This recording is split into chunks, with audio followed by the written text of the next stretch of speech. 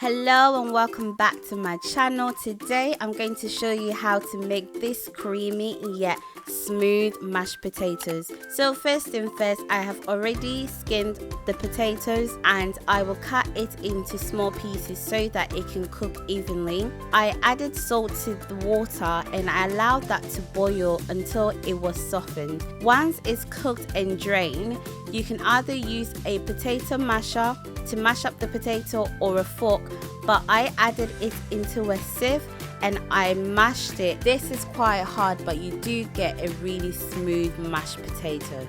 So if you have the strength, do use this method.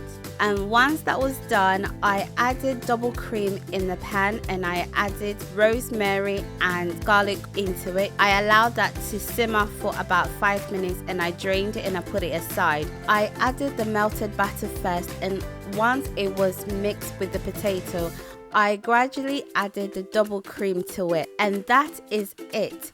I hope you've enjoyed this video. If you have, as always, don't forget to subscribe, share and like, and I will see you in my next video. Thanks for watching. Bye.